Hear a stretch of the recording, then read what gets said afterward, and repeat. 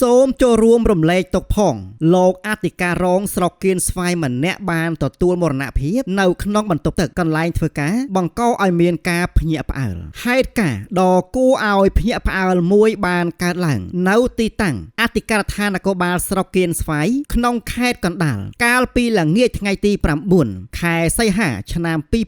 2026មន្ត្រីនគរបាលជាន់ខ្ពស់ម្នាក់ដែលកាន់តួនាទីជាអធិការរងទទួលផែនប្រឆាំងគ្រឿងញៀនត្រូវបានគេប្រទះឃើញបាត់បង់ជីវិតនៅក្នុងបន្ទប់ទឹកយោងទៅតាមប្រភពព័ត៌មានបឋមហេតុការណ៍នេះបានកើតឡើងនៅរសៀលថ្ងៃទី9ខែសីហាឆ្នាំ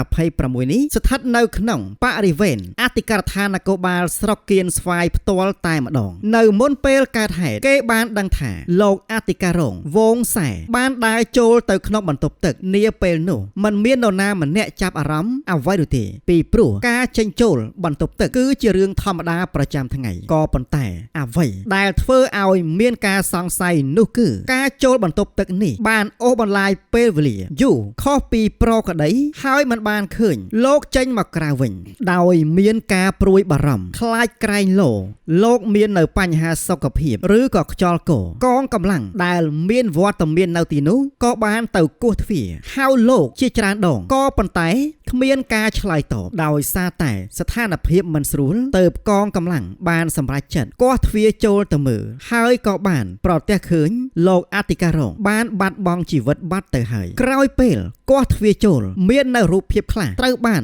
ផ្ដិតយកដែលបានបង្ហាញឲ្យឃើញមាននៅស្នាមឈាមនិងកន្ត្រៃនៅនឹងកន្លែងកើតហេតុក៏ប៉ុន្តែចំណុចនេះបានធ្វើឲ្យមហាជនមួយចំនួនមានចម្ងល់បើទោះបីជាយ៉ាងណាបើតាមប្រភពព័ត៌មានសូមមិនបញ្ចេញឈ្មោះដែលបានចុះផ្សាយក្នុងសារព័ត៌មានក្នុងស្រុកបានធ្វើការបំភ្លឺថាកន្ត្រៃនោះគឺជារបស់កម្លាំងសមត្ថកិច្ចដែលបានយកទៅកាត់ខ្សែដើម្បីយកសពលោកចុះមកខាងក្រោមនៅក្នុងពេលដែលកាត់ខ្សែនោះសពបានធ្លាក់មកប៉ះនឹងកម្រាលថ្មទៅបណ្ដាលឲ្យមានឈាមហូរបន្តិចបន្តួចប្រភពដដែលនេះបានសន្និដ្ឋានថាជនរងគ្រោះអាចទៅតែបាត់បង់ជីវិតនៅពេលនោះយ៉ាងណាមិញនេះគ្រាន់តែជាការរៀបរាប់ជាបឋមពីកន្លែងកើតហេតុតែប៉ុណ្ណោះនៅមិនទាន់មានសេចក្តីសន្និដ្ឋានជាផ្លូវការពីផ្នែកកោសលវិច័យនៅឡើយនោះទេចំណុចមួយទៀតដែលមហាជនកំពុងតែចាប់អារម្មណ៍ខ្លាំងនោះគឺបរិយាកាសនៅខាងក្រៅកន្លែងកើតហេតុបើ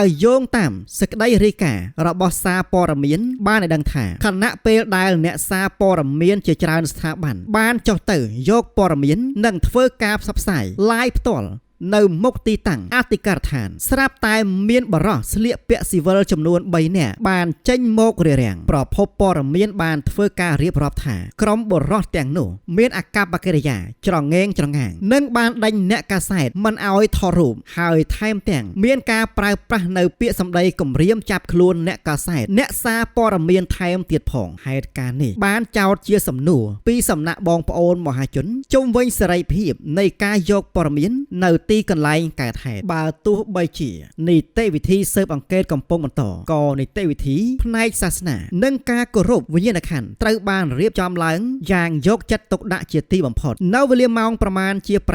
7:30នាទីយប់នៅថ្ងៃទី9ខែសីហាដដែលនោះលោកវរៈសេនីយ៍ឯកព្រំសំណាងអធិការនគរបាលស្រុកគៀនស្វាយបានដឹកនាំមន្ត្រីក្រោមអាវ៉ាតចុះទៅគោរពវិញ្ញាណក្ខន្ធសពលោកវរៈសេនីយ៍តូវងសែដល់គេអដ្ឋាននៃសពនៅភូមិកោះប៊ីឃុំកូគីស្រុកគៀនស្វាយនៅក្នុងឱកាសនោះថ្នាក់ដឹកនាំអធិការដ្ឋានបាននាំយកនៅថវិកាចំនួន1 លានរៀលរួមជាមួយនឹងភេសជ្ជៈដើម្បីចូលរួមរំលែកទុក្ខយ៉ាងក្រៀមក្រំជាទីបំផុតជាមួយនឹងក្រុមគ្រួសារនៃសពព្រមជាមួយគ្នានេះគេក៏បានសង្កេតឃើញមាននៅការបង្ហោះសាររំលែកទុក្ខពីសំណាក់ប៉ុស្តិ៍នគរបាលរដ្ឋបាលនានាដូចជាប៉ុស្តិ៍ឈើទាលជាដើមដែលបានបង្ហាញអំពីសាមគ្គីភាពនិងក្តីអាឡោះអាល័យចំពោះមន្ត្រីថ្នាក់ដឹកនាំរបស់ខ្លួនដែលធ្លាប់បានបំពេញបេសកកម្មរួមគ្នាបាទប្រិយមិត្តពុកម៉ែបងប្អូនជាទីគោរពផ្អែកទៅលើព័ត៌មានដែលយើងមានតើមានចំណុចណាខ្លះដែលយើងគួរពិចារណាដោយប្រុងប្រយ័ត្នទី1នោះគឺទីតាំងកើតហេតុការបាត់បង់ជីវិតរបស់មន្ត្រីជាន់ខ្ពស់នៅខាងក្នុងអធិការដ្ឋាននគរបាលគឺជារឿងមួយដែលកម្រកើតមានណាស់ទីតាំងនេះគឺជាកន្លែងដែលមានសុវត្ថិភាពនិងមានមន្ត្រីឈរជើងប្រចាំការហេតុនេះហើយទើ บเធ្វើឲ្យមហាជនមានការភ្ញាក់ផ្អើលយ៉ាងខ្លាំងជាជាងការបាត់បង់ជីវិតនៅទីតាំងទូទៅចំណុចទី2នោះគឺតួនាទីរបស់សពលោកវរៈសេនីតូវងសែគឺជាអធិការរងទទួលផែនប្រឆាំងគ្រឿងញៀនដែលយើងបានដឹងស្រាប់ហើយថាគឺជាការងារមួយដែលប្រឈមមុខខ្ពស់និងស្មុគស្មាញដោយសារកត្តានេះហើយទើបនៅលើបណ្ដាញសង្គមមានការលើកឡើងនៅមតិចម្រុះជាច្រើនដោយខ្លះបានសង្ស័យថាជាករណីអតិឃាតនិងខ្លះទៀតសង្ស័យទៅលើបញ្ហាផ្សេងយ៉ាងណាក៏ដោយយើងក៏មិនគួរប្រញាប់ធ្វើការសន្និដ្ឋាននោះទេការចុះផ្សាយថាជាករណីអតិឃាតនាពេលនេះនោះគឺយោងទៅតាមការមើលឃើញដោយផ្ទាល់នឹងភ្នែកអំពីសភាពខាងក្រៅរបស់សាក្សីដំបូងតែប៉ុណ្ណោះតាមគោលការណ៍ច្បាប់ការកំណត់មូលហេតុនៃការស្លាប់ជាផ្លូវការទាមទារឲ្យមានការធ្វើកោសលវិច័យយ៉ាងល្អិតល្អន់ពីមន្ត្រីជំនាញនិងគ្រូពេទ្យកោសលវិច័យដំណើរការនេះត្រូវការពេលវេលាដើម្បីប្រមូលភស្តុតាងជុំវិញនៅទីតាំងកើតហេតុដើម្បីធានាថាការសន្និដ្ឋានចុងក្រោយគឺត្រឹមត្រូវទៅតាមវិទ្យាសាស្ត្រនិងច្បាប់ចំណែកឯបញ្ហារវាងបុរសស៊ីវិល3នាក់និងអ្នកសារព័ត៌មានក្នុងការរារាំងនោះអាចបណ្ដាលមកពីកត្តាច្រើនយ៉ាងនៅក្នុងកលៈទេសៈដ៏ប្រថុចញុចនិងស្លន់ស្លោនិងដើម្បីរក្សាការពារនៅទីតាំងកើតហេតុដើម្បីកុំឲ្យខូចខាតនៅភស្តុតាងពេលខ្លះកម្លាំងសមត្ថកិច្ចត្រូវបិទគប់នៅទីតាំងនោះជាបន្ទាន់ក៏ប៉ុន្តែអាកប្បកិរិយាក្នុងការទំនាក់ទំនងអាចមាននៅភាពខ្វះចន្លោះទើបបណ្ដាលឲ្យមានការយល់ច្រឡំឬមើលទៅដូចជាការគំរាមកំហែងដល់អ្នកសារព័ត៌មានដែលកំពុងតែបំពេញការងារវិជ្ជាជីវៈរបស់ខ្លួនក្នុងនាមជាអ្នកតាមដាននៅព័ត៌មានមួយរូបយើងខ្ញុំបានយល់ឃើញថានៅក្នុងកាលៈទេសៈដ៏រសើបនេះអ្វី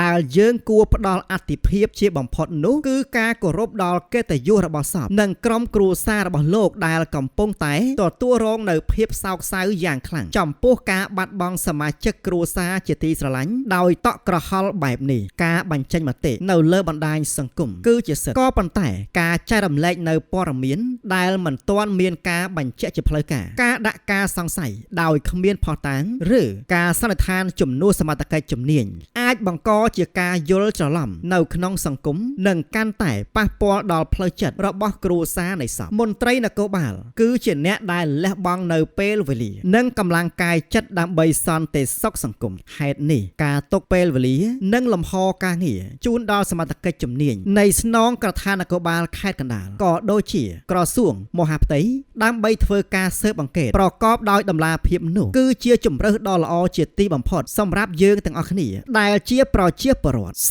រុបជារួមមកវិញករណីបាត់បង់ជីវិតរបស់លោកអធិការរងវងសែនៅពេលនេះគឺស្ថិតនៅក្នុងដំណាក់កាលប្រមូលព័ត៌មាននិងការធ្វើកសលវិច័យនៅឡើយប្រភពបឋមបានបញ្ជាក់ថាជាការធ្វើអតិឃាតតែលទ្ធផលជាផ្លូវការយ៉ាងណានោះគឺយើងត្រូវរងចាំនៅសេចក្តីថ្លែងការណ៍ពីសំណាក់អាជ្ញាធរមានសមត្ថកិច្ចក្រុមការងារយើងខ្ញុំនឹងបន្តតាមដានទៅលើករណីនេះយ៉ាងយកចិត្តទុកដាក់ហើយប្រសិនបើមាននៅព័ត៌មានថ្មីឬក៏សេចក្តីប្រកាសជាផ្លូវការណាមួយយើងខ្ញុំនឹងធ្វើបច្ចុប្បន្នភាពជូនបងប្អូនជាបន្ត